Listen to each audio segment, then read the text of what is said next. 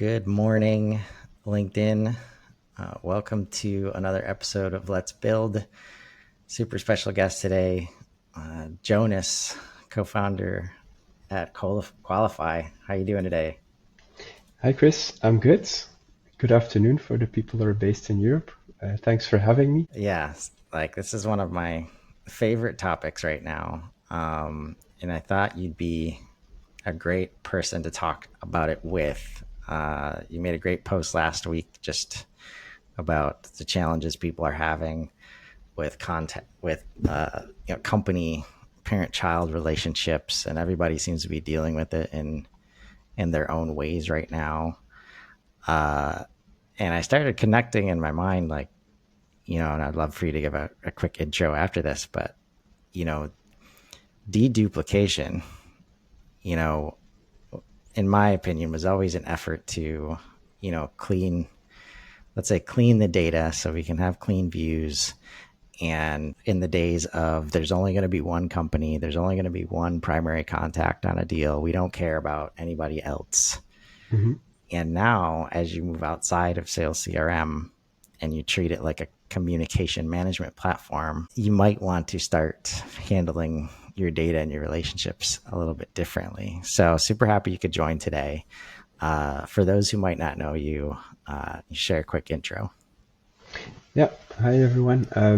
I've been a HubSpot RevOps for a couple of years, freelance before, mainly working for B2B SaaS companies in Europe. And last year, met with a co-founder and backend engineer, and we started creating Qualify, which is a HubSpot plugin to make the duplication easy. So the features are fully embedded within HubSpot, and you can easily identify duplicates, bulk merge them, and merge them manually. Because it was a problem that I was running into a lot as a HubSpot admin, and I couldn't find a good solution to tackle it. So that's why we created Qualify. And we ran into associations a lot as well, because like if you have to decide between either merging a company or associating it and setting up parent-child relationships. That's it's an important question. It's a conceptual discussion that you need to have internally. There's some best practices, but there's no like silver bullet to tackle them all. So I'm curious to have this conversation and to learn more as well. And like, as people, so what are the most common challenges, that people come to, like they find Qualify and they're like, finally we can solve this challenge. Yeah, yeah. What we're seeing is that people are coming to us through the marketplace most of the time when they have a specific need already. So when they realize I have too many duplicates, or my sales reps or my service reps are working on the same contact or on the same company, and they're not aware that there is another record of the same person or the same organization. And then that's when they reach out and they start testing the tool. So what they want to do at that point in time is mostly they want to do like a one-off cleaning to get from thousands or hundreds of duplicates to like a base level that is stable and that's manageable. What we're seeing is that we're seeing portals with over 10% contact and company duplicates, getting them down to like less than 1% in a month's time. And then you're at a stable level that you can manage. But then you need to set processes in place to keep them low as well and to identify duplicates quickly before your sales reps or your marketing efforts reach those prospects or customers. Hundreds or thousands of duplicates. Yep. Yep. How does that happen? By adding contacts and companies to different channels via different imports, forms, people adding contacts manually, integrations, Apollo, ZoomInfo, lead feeder, like plugins that identify visitors on your website. You push in data of lists that you receive. So like people adding records, all different sources, and not having sufficient processes in place to avoid importing duplicates, but that's also pretty difficult to do. So that's how they're created most of the time. So when they come to you, is it always just an immediate understanding that, let's say, these 10 records need to be one, or is there a conversation about like, should it be one? Should it be three? Yeah, yeah, that's a good question. There is a conversation. It depends on the object. We're focused on contacts and companies at the moment. Like to starting off with contacts, usually when you want to have like one contact for one physical person, even if that person changed roles, changed companies, you want to track the history that you have with that person, even if it was a relation that you had before his current or her current company. So that's for contact. It's usually pretty straightforward. For companies, it's more difficult. It's more nuanced. Therefore, like the associations come in. Whereas sometimes you like to merge them into one company when you're just dealing with the head office and you don't really care about subsidiaries or different locations or how they're organized internally or even within your own application if you have multiple records of the same company. If you don't care about that at all, then fine, you can merge them all into one record. But if you do have that need to make the split between these different companies, then association labels are the perfect solution for that. To manage how your different companies are related to each other and to highlight that they're not the same company, but they're still linked. Yeah, no, I think it should be as simple as that. Like, hopefully, we get to that point soon. If you care about, companies that may share a domain name, but you care about all the individual locations or franchises or, even departments, different entities inside of that domain. Like, we only use the domain to start this process because that's one of the only pieces of information that HubSpot can intake and know something about the company, right? But out in the Mhm. real world, like nobody uses domain to like classify companies and company names. So I think that's a good first step is understanding, well, we would love this, setting to work in HubSpot where it automatically creates the companies.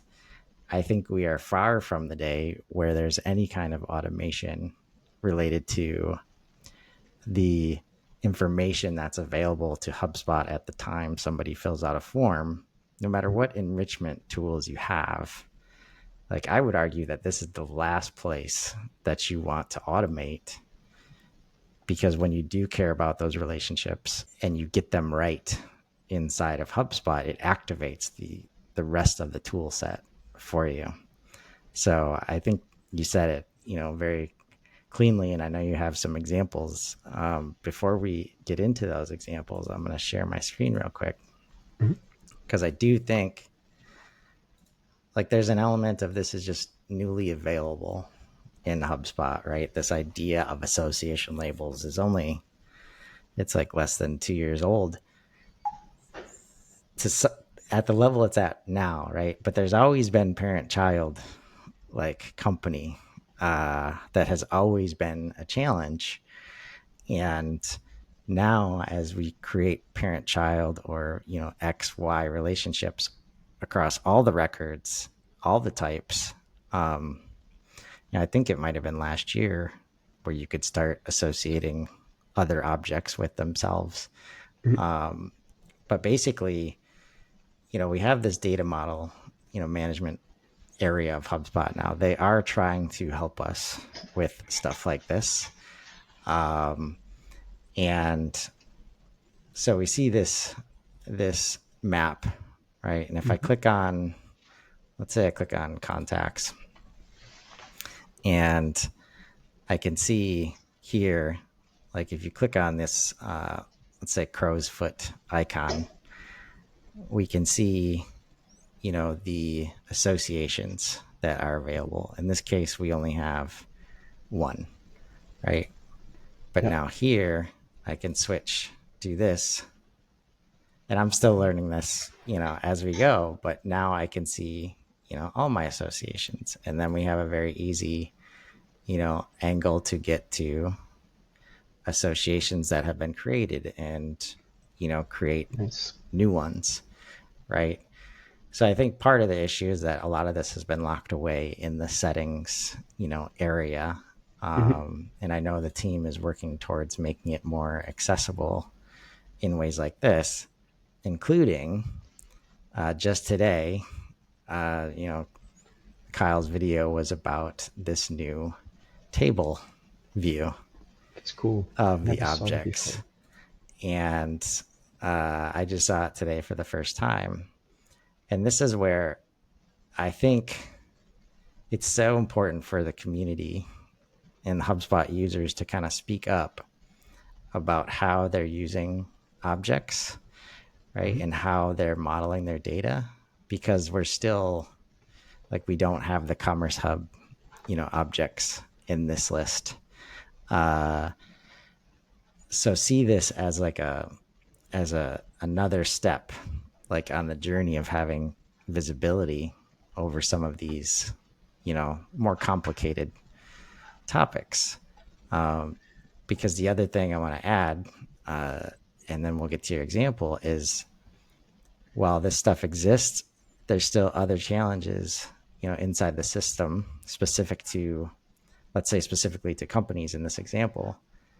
Like if you care about locations, just as an example, like this is an export of all the properties, Hmm. in one of my portals. And it's always been the case where address management, right, inside of HubSpot is not the easiest thing. It's hard. And when we have, we've got, let's see, we've got, street address, it's named in a specific way. We've got postal code, right? So that's on the company. But then on a contact, we have similarly, uh, we have, you know, street addresses and other address information. Let's see if I can find, we also have IP, Hmm. versions of that information. Now we also have it, uh, billing and recipient addresses on invoices. Orders is coming in, and the way orders is coming in is defined by Shopify, because that's the integration that first made the teams first started working with orders. So you have billing first and last name, but you don't have shipping, first and last name, which anybody who's shipping something via FedEx or UPS, that you need, Hmm. contact names.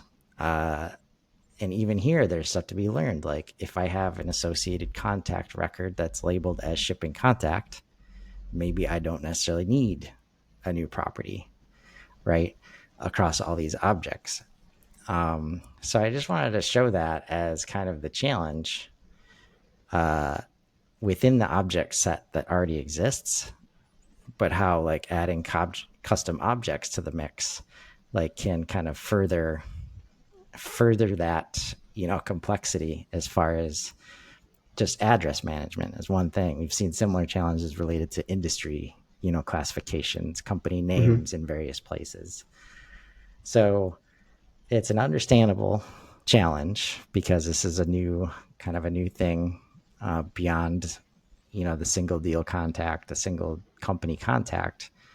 But when we start treating HubSpot as a customer communication, management platform, we want to keep track of all these different relationships. And when we do, you just get so much more out of the system, right? Yeah, yeah, couldn't agree more. It's a combination of bringing in like the post-sales experience as well with the customer success functionalities that are being added, where it's becoming more relevant Exactly. not only to focus on like where they started inbound marketing, added sales functionalities, and now more features are available to track everything post-sales as well. And in my industry, that's mainly like customer success functionalities. And then it's more important to understand how your companies are related to each other and how other objects are also related to your existing companies, like your orders, how they're organized in your application. Yeah. Right.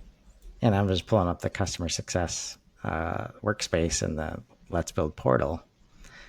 And I think So I'm going to ask directly.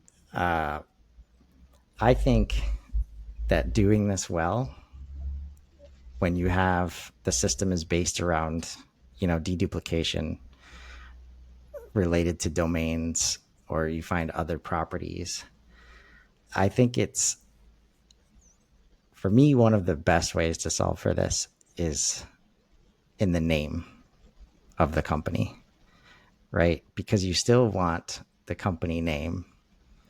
And since this is a list that you see, when you're looking to use company records Mhm. throughout the platform, whatever, if you're creating a list view, if you're creating a workflow, and you want to grab companies or you want to include companies, you're usually going to see a list of company names Yeah, like to choose from. So that's the first spot you have. And when you see 10 records that all have the same name, that's not helpful. no, This happens to be a fairly manual and like, an easy way to make the data, bad by asking people to, name companies properly and using proper naming conventions. mhm. So how do you guys approach, let's say within company records, Yeah, that's this definitely issue? that's a good question. Names are very often used to identify duplicates, and can also be used to identify like your subsidiaries or your different locations where you highlight the specific name. Also for your like general search functionalities, if you still associate, you have parent-child companies in place, but they all have the same name, they have the same domain, and they're very hard to distinguish. So having a naming convention in place for your subsidiaries or your locations, yeah, exactly. That's where they come in handy. Yeah, it's very useful because you can even have them in the same city and same region. You can have different stores, for example, and then having a company name in place that is specific to that location definitely helps. What we're seeing very often as well is people integrating back office systems with HubSpot, so sending data from Yes. their invoicing, NetSuite, ChargeBee, finance solutions into HubSpot, and those integrations are very often pushing unique IDs. And generally, you want to keep a unique record of all of these companies that match a company in your back office system.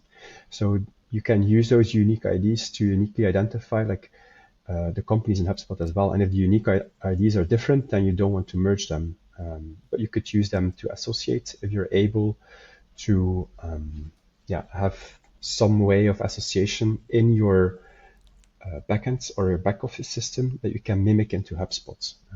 That's what I'm doing with some customers as well, where you Right. mimic the exact behavior of how your backend system or how your application is dealing with companies that are associated to each other. Yeah. And sounds like an opportunity to share your example. And as you do that, um, you know, it's these other systems that if we want HubSpot to be a source of truth related to customer data, we have to get this stuff right. Because, like, for one, the other system, like accounting systems in particular, are built off of who's paying the bills, right? And if Yeah, we can't clearly connect that to HubSpot, then it will never be a source of truth related to who's paying the bills, like ever. So we have to, now that being said, we know that those systems are not really built for contact management. And if we want to have a clear understanding of who's paying what, who we're buying from, who's all involved in delivering this complex, product, we have to kind of balance how those systems see accounts and break it down, but then tie in the HubSpot data model, which is very contact specific, right? And we go beyond the shipping address dropdown that you get in QuickBooks because that's not nearly enough, granularity to understand that there's a logistics manager at this location. There's a logistics manager at this location. They have different schedules. they they care about they manage their docs differently. All that stuff gets unlocked when, with companies at least, companies and contact Mhm. association labels are used, well. Yeah, exactly. And there we usually start with the company objects because yeah, there is more nuance to the contact. And in the financial systems, you very often only have like a billing or invoicing email address, and it's a different kind of relation that you're tracking in HubSpot. But on the company level, yeah, you want to mimic that behavior. So this is a portal where we are integrating with the like B2B SaaS platform. I started from this page because I've never opened it, and I was intrigued by your intro. And I think if I click here on associated objects, should, yeah, also first time viewing this. Beautiful. Me too. Um, yeah, I'm seeing how we have set up some custom association labels between like an accounting office because the product is mainly sold into accounting offices. And then they have their customers, their administrations, which are also companies, are labeled as accounting office companies. It's a confusing name, but it's an internal name. But those are basically administrations, and they're both as companies in HubSpot or stored as companies in HubSpot. And we use the association label to make the distinction. Next to that, they also have subportals and main portals. Like one big accounting office can have a main portal, and they can have different locations who have a subportal within that bigger portal. So that's how we mimic the behavior or the associations of our accounting offices and their relations in our backend system or in our application into HubSpot. That's very useful for like the customer success people that are working in HubSpot as well, because like these association labels, the customer success functionalities are now enabling that you can have that complexity and also address your post-sales activities within the platform, within the same platform as your marketing and sales team. Yes, you So said the magic words, post sales. yeah, It's the first step is really understanding, one, giving yourself permission, but also understanding why you want to like go beyond sales contacts and sales records. Like if we have any hope, and for the sales teams that are responsible for upsell, resell, cross sell, you've got to start doing this to like support that post sales relationship, or else you know you just you're doing it with two hands behind your back. Meanwhile, you're paying for a system that could do it very easily for you. mhm. Yeah, And I'll just exactly. add one more thing. Like I talked to two separate, CFO related kind of, firms yesterday. If there's anybody in the HubSpot ecosystem that doesn't think accounting teams are interested in HubSpot because they've been using QuickBooks or they've been using their own systems of record and they're never going to, just don't believe that. Like, get good. They are very interested because this makes anybody who's customer facing, and this relates to those, collections, people sending out collections. If you want to Mhm, reduce collections, if you want to, get better at making sure it doesn't even get to that point, like the people sending out the invoices, they are also customer facing, right? So there's a lot of interest from that community, and it's fun to see, right? yeah, interesting how that evolves, to see how that evolves. Just wanted to highlight how you can set this up as well, because it's not a custom integration. We're leveraging high touch in this case. It's very similar to Census, where you're pushing data from a database into HubSpot. And as HubSpot has enabled the association labels via the API as well, they're also able to set this custom association labels via their integration. So it's really like a plug and play integration that is enabling you to set these custom association labels. Just showcasing the documentation here. Yeah, just wanted to highlight it. Always Yeah, happy to share more, but this gets already in a lot of detail with some SQL queries. right. And that's where, just know that, I mean, I think, like, and coming back to deduplication and why people want to, we know that we want clean data that we can trust, But in these cases where we try to dedupe down to one record to rule them all, we are making our data incomplete at the same time.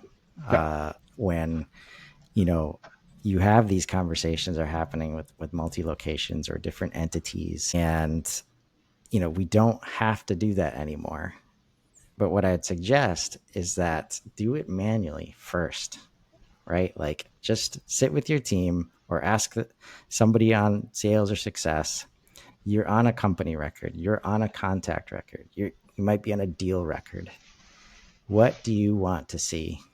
And how do we need to display that in a way that's not overwhelming? Because you have association property list cards now. You have all this filtering. They're rapidly evolving the association label, infrastructure, and they just added workflow, functionality finally. Mhm. But you also have integrations in place because this is or integrations available to you to support. This might be one of the most complex things you ask HubSpot to do for you. Mhm. And if you don't manually understand it first, you're going to spend a lot of time like deduping the wrong things, or accidentally deleting or creating a lot of duplicates at the same time. So really understanding how your customer facing team needs to see data in the system should drive a lot of how your association labeling works. Yeah, completely agree. It's hard to automate as well if you don't have another system that you can copy or that you can rely on. It's almost impossible, I would say, to do it immediately right. So starting with some manual associations and just get a real understanding of how you want to set up your associations between your companies in the first place is is really important. So what are you seeing in that case if we're trying to find ways to understand the manual process so that we can ask the system to for us, like, because we don't have a big part of this is that with contacts it's easy to say that the email address is the dedupe mechanism. We don't have that field in any other capacity in any other record. So location is one that you might look to in companies. What are some other kind of categorizations or properties that people are relying on to do this? Yeah, good question. Definitely the phone numbers as well. So next to the locations, we have the phone numbers and the company names. Are the most common properties that we see across all portals. And then next to that, you also have these custom properties that people are using to identify duplicates. I think this is a good example. In Europe, we have like the company registration numbers, which are very popular. So people are adding Yes. those into HubSpot, and like that's a unique company in the company register. So yeah, that should be unique. But on the other hand, you might still in your back office system have two records of the same company for some reason. And then we're adding this as an extra rule, for example, to identify duplicates. So this is like really a functionality of our application where you can identify your duplicates based on unique properties. So like a VAT number of one record matches the VAT of the other record. And either the company ID matches, so there are duplicates in the back office as well, or they're unknown for one of the two records and you can still merge them. But if they would be different, so if you would have two different company IDs in your back office system or in NetSuite or in whatever other integration that you're using, we would never suggest it as a duplicate in your HubSpot portal.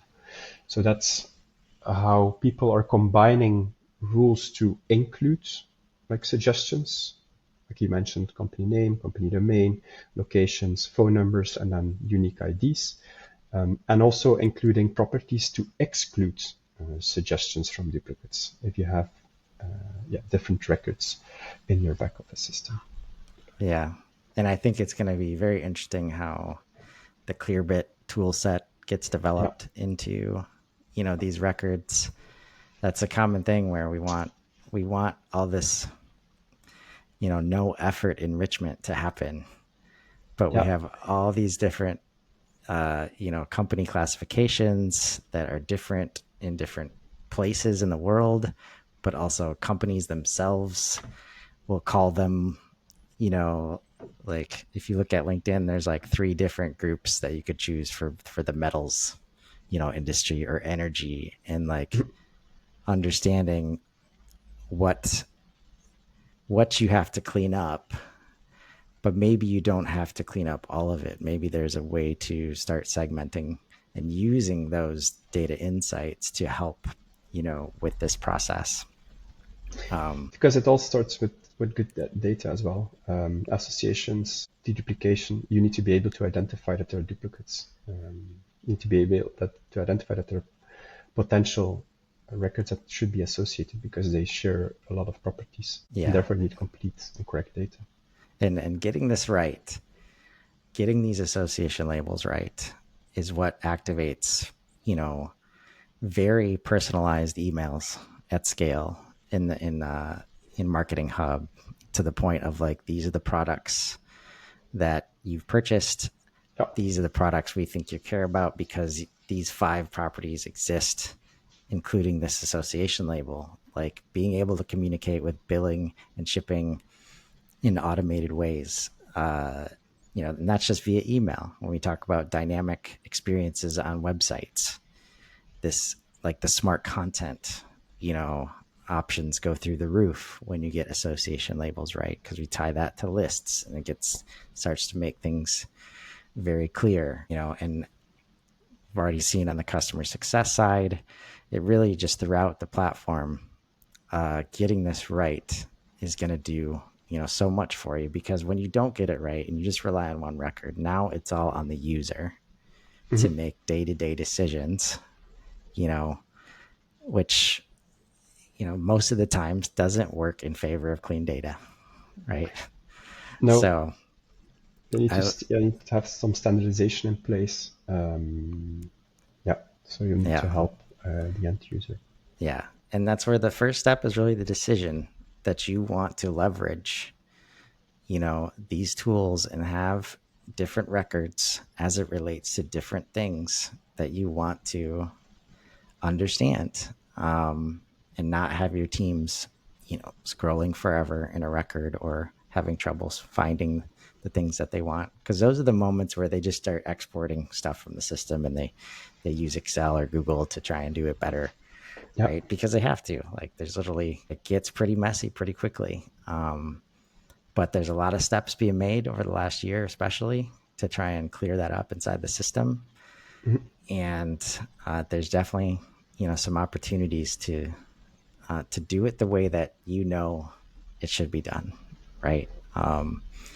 So I look forward. I know you just kind of flashed the interface for a few seconds there. I look forward to digging into Qualify. I think when we I thank you so much for joining us today. Um, Yeah. Thanks for having Chris. It was an interesting conversation. Learned some new things as well with the new feature release on the table view. Yeah, cool. and if anybody watching this, I think there's a roundtable discussion to be had, related to, parent-child company relationships and association labels overall. That I, I I strongly believe there is a standardized way to do some of what we're talking about Mhm. that we have yet to discover as a community. And the longer it takes us to get there, the more challenging this topic overall is going to be. They're kind of the double-edged sword of the usability of the platform. You can do it 10 different ways. Mhm. But I think there's some specific ways that we come together on. So hopefully we can keep having this conversation. And until that next time, if you can look at your associations, look at the way you want to do, company records, find the opportunity, and let's grow. Have a great day, everybody. Thanks.